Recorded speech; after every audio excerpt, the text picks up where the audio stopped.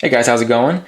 I wanted to do a little video because I've been getting a lot of comments and questions about a specific feature I showed on one of my videos. In particular, it's the video where I'm running Sense 6 on the HTC One M7 and specifically showing this part of that ROM, which is the Panorama 360 mode, which allows you to take those Photosphere pictures and then review them.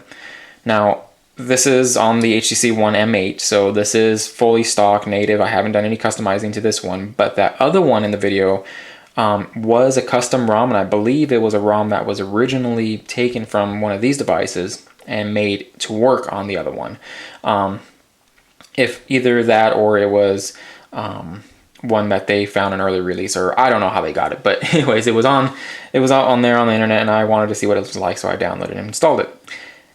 I do now realize that the stock M7 update to Sense 6 does not come included with the Panel 360 feature.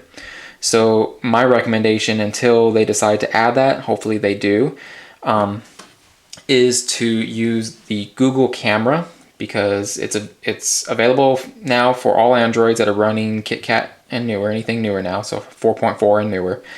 And it works pretty well, and it does give you the option to make these type of photos. But I've also noticed people are commenting that you cannot view the photos that you made in the HTC Gallery app, so you don't get to see them the way I'm showing here. So if you're in the normal HTC stock gallery where you normally would view your pictures, it may just look like this without that little emblem in the middle. And basically, for some reason, Photosphere and the HTC Pan 360 have a slightly different format somewhere, and so it, for whatever reason, doesn't tag the other photos in the Google camera to show up in the HTC gallery. This is a way to view the photos that you took with the Google camera. So let's back out of this, go into the Google camera app. If you haven't used this already, I definitely recommend it, even if you have the M8. It does add some nice little features that the M8 doesn't have, or it does different things. And if you have any other phone than the M8, I recommend it. Honestly, if you're using an Android phone with KitKat, get it. If you like photography, it's fun. So if you notice, if you swipe in from this side, that's where you get all your different features of the Google camera and how to use it. So we're talking about Photosphere. I'll just go into that, and it gives you this thing to start taking your photos, or start making your Photosphere. Now, once you're done, people, I'm sure, are going back into their normal gallery, because that doesn't show anything about a gallery here. But if you do pay attention, when you take a picture, just very momentarily, a tiny little corner of a photo will pop out of the edge here. And what that's signifying is, if you swipe from the right, you're now in the gallery for the Google camera, and this is a special gallery. So basically, Google has integrated the Google Photos gallery and the camera into one app. But if you swipe in here, that's where you can view your Panel 360 or your Photosphere that you made with the Google camera. But if you notice, it still shows you the box. There's no emblem in the middle, but what they do, Google has down here the little Photosphere globe picture, and that's how you get into it. So stock, it seems to put it into mode where you swipe around with your finger. You can zoom out and move it around. This is a different image than the lake that I took, so something out in the forest when I was hiking. So if you notice, you can move it around, but it doesn't move if I move the phone.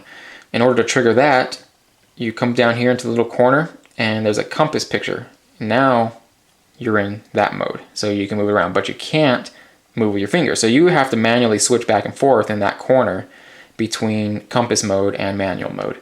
That's one of the big differences. I like HTC's version better because you're in compass mode, or you can move it around with your finger at the same time. To me, it just makes it easier, less things to touch and mess around with. So that's how you do it. So remember, if you use the Google camera to make a Photosphere, or if you use it to also do your lens blur or panorama, to do any type of editing, you have to use the swipe from the right and use their built-in gallery in order to do the edits.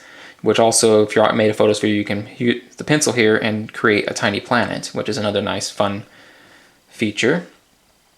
If you're not too familiar with that, it creates these nice little things of your photosphere that kind of like squishes them down into a little ball and makes it look like it's a planet floating out in the sky.